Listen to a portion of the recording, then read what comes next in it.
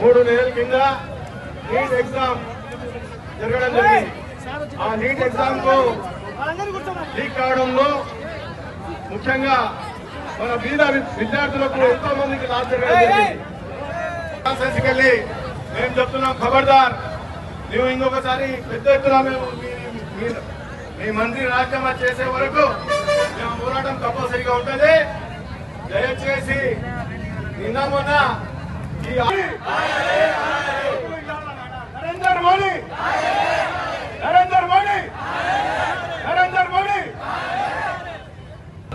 ఆ విద్యార్థులకు ఆ తల్లిదండ్రులకు అందరికీ కూడా మనం అందరం చూస్తా ఉన్నాం. కాబట్టి ఈ యొక్క ఎగ్జామ్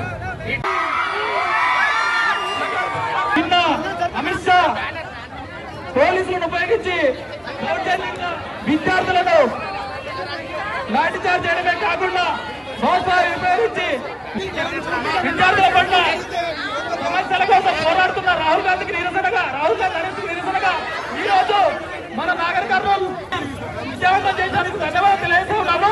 ఇప్పుడు దయచేసి అందరూ ముందుకు రావాలి.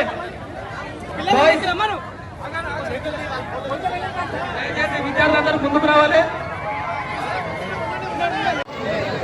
ముఖ్యంగా మన బీద విద్యార్థులకు ఎంతో మందికి లాస్ జరిగింది.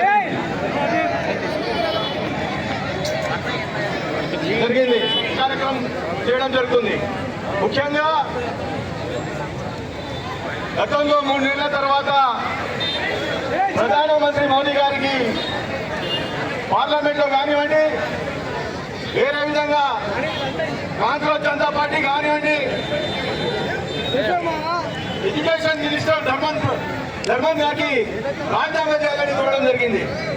ముందుగా ఈ రోజు కూడా నరేంద్ర మోడీ గారు, అమిత్ షా గారు ఏ విధంగా పార్లమెంట్ లో దాని గురించి నరేంద్ర మోదీ గారు, మీరు ఈ నీట్ ఎగ్జామ్ లీకేజ్ అయింది, ఆ లీకేజ్ సందర్భంగా వాళ్ళని శిక్షించి ఎడ్యుకేషన్ మంత్రికి రాజీనామా చేయండి అని అడుగుతున్నాం.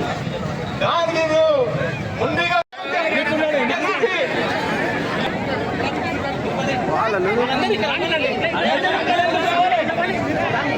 సరిపోతుంది.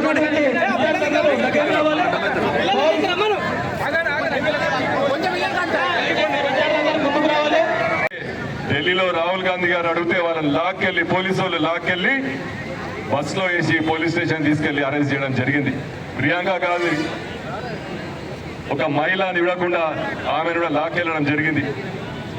మేము చేసే మంచి పనులు, మేము చేసే డిమాండ్లు వారు వినలేక ఈరోజు కాంగ్రెస్ పార్టీ నాయకులను కానీ, కాంగ్రెస్ పార్టీ పెద్దలను కానీ చేయడం మేము ఖండిస్తూ, మీరందరూ ఒకటి ఆలోచించాలి.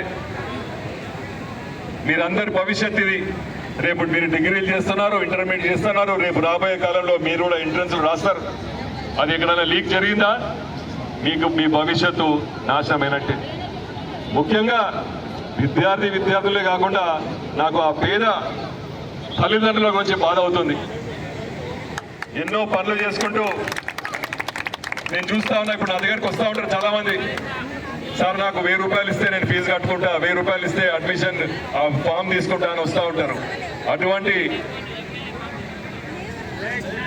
పిల్లలు కొంచెం సేపు ఈ ఒక తల్లిదండ్రుల గురించి ఆలోచిస్తే చాలా బాధాకరం. వారి కోసము, వారి వెన్నట ఎప్పుడు కూడా కాంగ్రెస్ పార్టీ మేము నిలబడతామని ఈ సభ ద్వారా మీ అందరికీ తల్లిదండ్రులకు తెలియజేస్తున్నా. ప్రతి ఒక్కరికి ఒక కోరిక ఉంటుంది. ప్రతి ఒక్క తల్లిదండ్రులకు, పిల్లలు ఎంత పెద్దవాడైనా ప్రతి ఒక్క తల్లిదండ్రులకు కోరిక ఉంటుంది, మా కొడుకు, మా బిడ్డ బాగా చదవాలి, పైకి రావాలి, ఉన్నత స్థానంలో ఉండాలి అని. కూలీ చేసేవాడైనా, బిజినెస్ చేసేవాడైనా. కానీ ఈరోజు దేశ ప్రభుత్వం ఏం చేస్తా ఉంది? పేపర్లు లీక్ చేసి ఉన్నవానికే పేపర్లు అంటగట్టే విధంగా ఈరోజు ప్రయత్నిస్తోంది. అంటే పేపర్ లీక్ అంటే ఏంది? ఎవరు ఉన్నవాడు పైసలు ఇచ్చి కొనుక్కుంటేనే పేపర్ లీక్ అంటే పేద ప్రజలు చదువుకోవద్దా? పైసలు లేనివాడు చదువుకోవద్దా? వాళ్ళకి ఆశలు ఉండొద్దా? డాక్టర్లు కావాలని, ఇంజనీర్లు కావాలని, లాయర్లు కావాలని? ఈ విధంగా చేస్తున్న ఈ బీజేపీ ప్రభుత్వాన్ని, నరేంద్ర మోడీని ఒక నియంతలాగా నేను చెప్పిందే సాగాలి, నేను చెప్పిందే నడవాలి అనే విధంగా ఈరోజు బీజేపీ పార్టీ నడుస్తూ ఉంది.